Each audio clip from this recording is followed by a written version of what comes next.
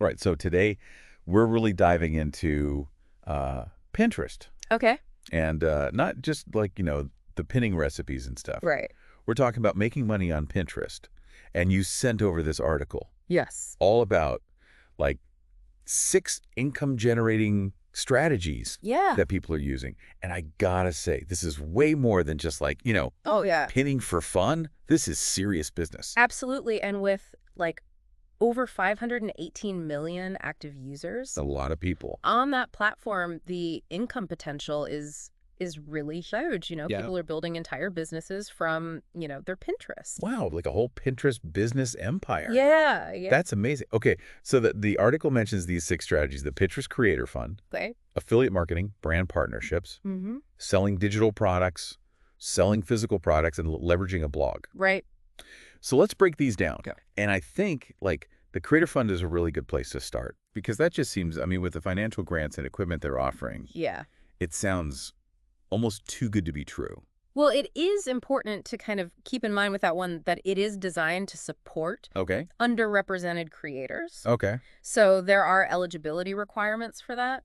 So it's not just about like having a really nice looking Pinterest, Right. like, grid and everything. Yeah. It seems like they're really trying to invest in Exactly. a diverse group of creators. Yeah, they're definitely trying to diversify the platform. And, for creators who qualify for it, Yeah. that could actually mean less competition for them because of this targeted approach. Wow. So less competition and a boost from Pinterest. Mm-hmm. That's amazing. Yeah, and I mean, offering equipment grants too, Yeah. it just kind of shows that they're invested in Definitely. more than just teaching them how to use the platform. For sure. Okay, let's talk about affiliate marketing because that's always fascinated me. You're turning these pins into commissions. Like, how does that even work? Yeah, so basically you're partnering with brands and including these special links to their products Okay. in your pins, so then when someone clicks on your link and makes a purchase, you get a commission. And that's it? Yeah. Wow. Okay. And the article mentions platforms like Amazon, Mm-hmm. which makes sense, but also Share a Sale and Like to Know It. I'm not as familiar with those. Can you tell me a little more about those? Yeah, so those are affiliate networks. So it's like a digital marketplace Okay. that connects creators with businesses that offer these affiliate programs. Okay. And it just kind of simplifies the process of finding and joining Gotcha. programs that work with your content. Okay. So it's not just about like slapping any affiliate link on any pin. No, definitely not. It's got to really fit with what your audience is actually interested in. Yeah, the article really emphasizes niche relevance. Like, if you're pinning about sustainable living, Right. your audience probably doesn't care about fast fashion. Totally. Totally. It's got to be authentic. Exactly. Speaking of authentic, let's talk brand partnerships. We've all seen those influencer ads, Mm-hmm. but how do you get those deals? The article mentions Aspire IQ and hashtag paid. Yeah, so these platforms act as intermediaries between the brands and the influencers, and they can be really helpful for finding these opportunities. Mm.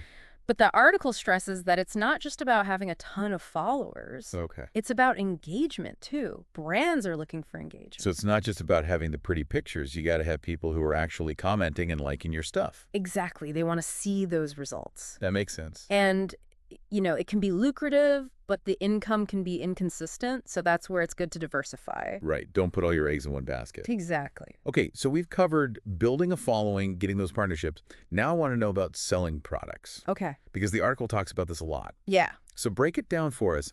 Selling digital products versus physical products. Okay, so digital downloads like ebooks, printables, those are really great low overhead costs. Right. Because you're not dealing with physical inventory or shipping or anything. Right. But that also often means that they come with a lower price point. Okay, so lower effort, but maybe less reward. Yeah, potentially. Okay, what about physical products? I imagine things like, jewelry, Yeah. clothes, art prints. Maybe you could get a higher profit margin. Yeah, you could, but that also comes with more work. Right. Like inventory management, shipping logistics, customer service, all that stuff. Yeah, it's definitely more to think about. Right, yeah. It can be a lot, but it can also be really rewarding, Right, totally. So it's really about kind of figuring out what works for you. Yeah, what are your strengths? What are your resources? Exactly. Do you like making the stuff or are you better at designing like the ebooks and stuff. Yeah, are you a hands-on person or are you more digital, Yeah, I like that. Okay, let's talk about, because the article mentions this last strategy. Yeah. And I feel like you're going to like this one.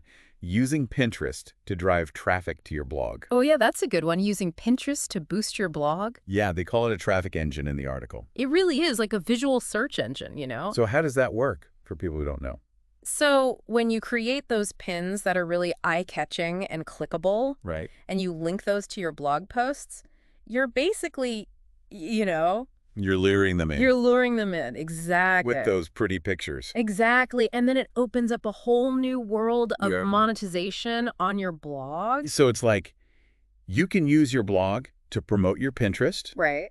but also the other way around. Use Pinterest to promote your blog. Exactly. It goes both ways. A beautiful thing, like this little cycle. Yeah, it really is. But the content has to be good. Right, because if it's not, Nobody's going to read it. people will click away so fast. Exactly. I got to keep them engaged. So quality over quantity. Okay, so we talked about this before, but the article keeps mentioning this idea of diversification. Yeah. Like, don't just pick one of these strategies and do that. Right. You need that safety net. Yeah, exactly. Yeah. What if, like, brand partnerships dry up? Exactly. You need something to fall back on.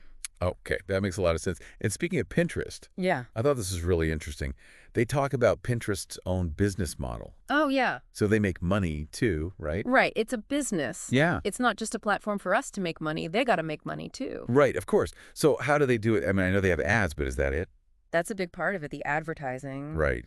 But they also use affiliate marketing. Oh, wow. So they're using the same strategies Yeah, in a way. that we're talking about. Right. They're using their own platform to make money. So it's like they're providing this platform for creators, Yeah. but also, using it for their own gain, which I guess it makes sense. It's a business. But it's interesting to think about. Yeah, it's like this whole ecosystem, Yeah. It's good to be aware of that. So we got to be strategic Yeah. about how we use the platform. And ethical, Right, of course. Make sure it aligns with your goals and values. Find that balance where everyone wins. Exactly. A win-win for everybody. Okay, so I want to go back to selling physical products for a second. Okay. Because the article mentions like Shopify and WooCommerce, Yes. these platforms for setting up your own shop. And that seems kind of intimidating. It can be, yeah. Did you really need your own website if you're selling through Pinterest? It's not completely necessary, Okay. but it can be really beneficial. How so? You have more control over your brand, over the customer experience. Okay, so you're not just relying on Pinterest. Exactly. And you can diversify even further Right. with your own website. That makes sense. And is it hard to connect those two, like your website and Pinterest? Actually, Pinterest has made it really easy. Okay. You can integrate your shop, upload your whole product catalog, Wow, that's really cool. and people can shop directly from your pins. Wait, what? Yeah. So they could be scrolling through Pinterest, Yep. see something they like, Yeah, and buy it right there. and buy it without even leaving Pinterest. Exactly. That's amazing. It's all about making it easy for people to shop. So seamless. Exactly. So throughout this whole thing, I've been wondering about the Pinterest algorithm Right. because the article mentions it, but like, how does it really work? It's like the magic behind the scenes, right? Yeah, is it really that powerful? It is. It connects the users with the content. And we don't know all the secrets, Right. but understanding the basics can really make a big difference. Okay, so tell me, what are the basics? What does it care about? Well, keywords are huge. Okay. What you use in your descriptions, your board titles, even the text on your images. So it's like SEO, but for Pinterest. Basically, yeah, it wants to show people what's relevant Right. based on their searches, just like Google. That makes sense. What else? Engagement, big time. Okay. How many people save your pins, click on them, share them? So the more popular something is. More it's going to show it to other people. Yeah. Exactly. It's a snowball effect. Wow. Okay, so it's not just about like the individual pin? No, it looks at everything. Really? Your overall activity, how often you pin, what boards you create, who you follow. So it wants to see that you're really active. It wants to promote people who are engaged, putting out good content consistently. So you got to be strategic. You can't just pin randomly. No, it's about building a community, not just followers. That's a good point. It's not a numbers game, really. No, it's about connection. And that leads to what I think is the best advice from the article. Okay, hit me. Experiment, Okay. try new things, track your results, adjust as you go. Don't be afraid to. Like, switch it up. Exactly, because what works for one person might not work for another. And what works now might not work later. Exactly. Pinterest is always changing. So we got to stay flexible. Stay curious, stay engaged, keep learning. Okay, so we covered a lot. We talked about making money on Pinterest. 6 strategies, the algorithm, the whole deal. We talked about diversifying, being authentic, experimenting, all that good stuff. Finding that balance between you and the platform. Right. And hopefully our listeners are feeling inspired. Yeah. Ready to take on Pinterest. Turn their dreams into a reality. Make that money. Exactly. All right. That's it for this deep dive. Thanks for joining us. Thanks for having me. And until next time, happy pinning, everyone.